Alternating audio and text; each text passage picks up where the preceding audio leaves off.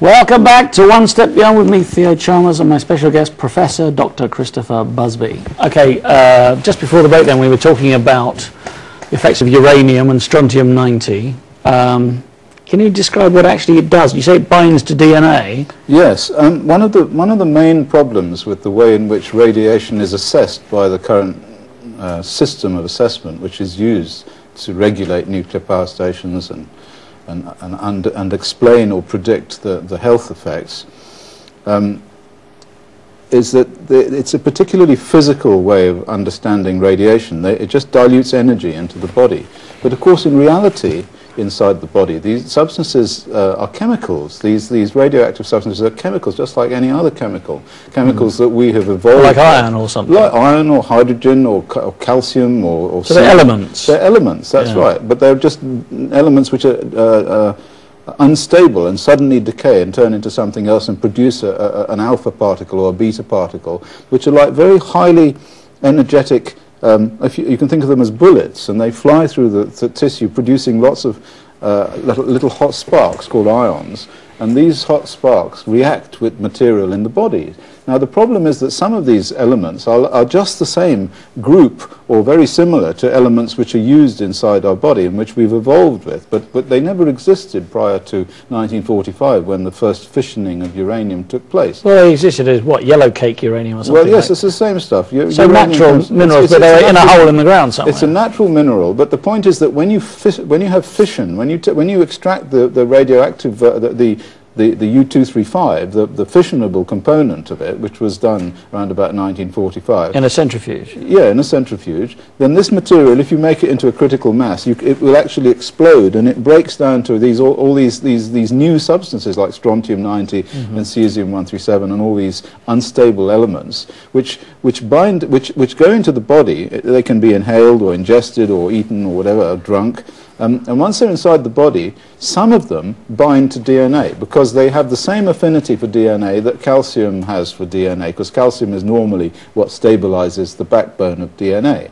So if you take strontium, it's the same chemical group as calcium, and uranium also has a similar characteristic that it binds to DNA. The problem is that these substances are dangerously unstable, and having bound to DNA, they decay and give off these radioactive particles right into that particular part of the body where they're most effective. This is the genetic material. And they affect the chromosomes? Of course, they damage the chromosomes. And in fact, we know from studies that have been made of Gulf War veterans, for example, and the liquidators at Chernobyl, and also workers in uranium mining facilities, that they have chromosome damage. So you can actually take the chromosomes, you can culture the chromosomes from their blood in laboratories, and then you just look through a microscope and you can see some very strange chromosomes. Normally a chromosome is like an X. If you see pictures of them in metaphase, you'll see that the chromosomes are like an X. They're long ones and short ones and little ones like the Y chromosome that make you a man.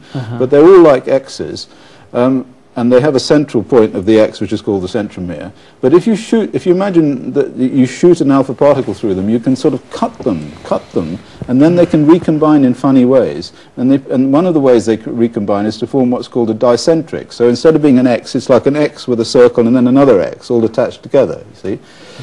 And this sort of chromosome is associated with cancer and with genetic damage and all the rest of it. And they are caused by exposure to these internal radionuclides. That's the problem. Well, let's look at depleted uranium, because depleted uranium has been used as a warhead, if you like, in munitions. Correct. For quite a while, quite a few years now. Yes. And the advantages for munitions manufacturers is that, one, it gets rid of radioactive waste which otherwise has to be stored at great cost over a long period of time. And two, 4.9 million years. 4.9 million years. What? That's the half-life. No, sorry, billion years. 4.9 billion years. Yeah. Okay, so that's quite a long time, isn't it? So the other advantage, of course, for manufacturers of weapons is that because it's so dense, it pierces armour and houses and whatever else you want to pierce. Well, armour is what you mainly want to pierce. And the reason it does that is not only because it's dense, but also because it burns in air. So when it hits something, the energy involved causes it to burn.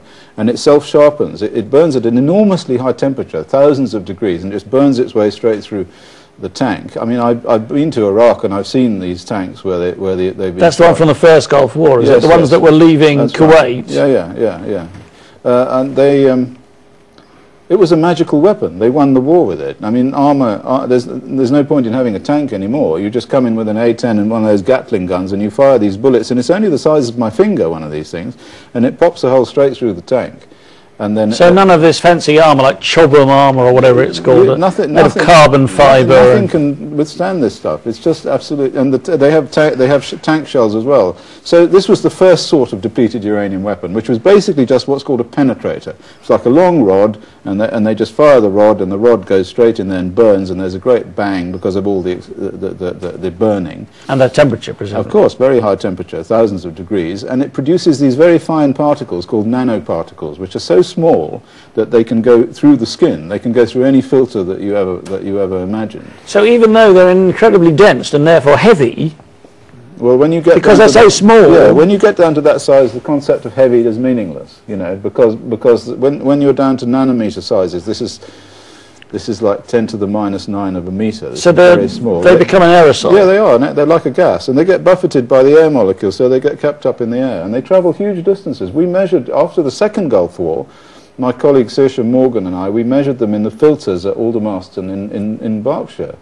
So it came all the way from Iraq, all the way to the United Kingdom. And we looked at all the air patterns as well to show that it was possible that was the case. But over the period of the Second Gulf War, there was a huge increase in the concentration of uranium at the atomic weapons establishment in Aldermaston. So the fact that the Americans, the British and so on, and the other allies in the Gulf War are using these weapons, it's not just about, no matter what you think about the people of Iraq or whatever they thought about the people of Iraq and what the sanctity of their lives was, they're destroying potentially human beings all over the planet. That's absolutely true. And in fact, one of the very interesting indicators of that is the sperm count in Israeli men, which was measured in I think 2007 it was, and they showed that the sperm count in Israeli men in Jerusalem had fallen catastrophically since the first use of depleted uranium weapons, because it goes all over the Middle East.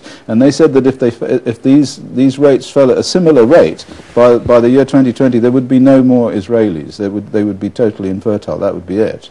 Wow, that's very. And I think this is happening all over the planet, which is why my message is very, very anguished, if you like, you know, because all of this creation of this material, not just the uranium, but from Fukushima and so on, is destroying the human genome.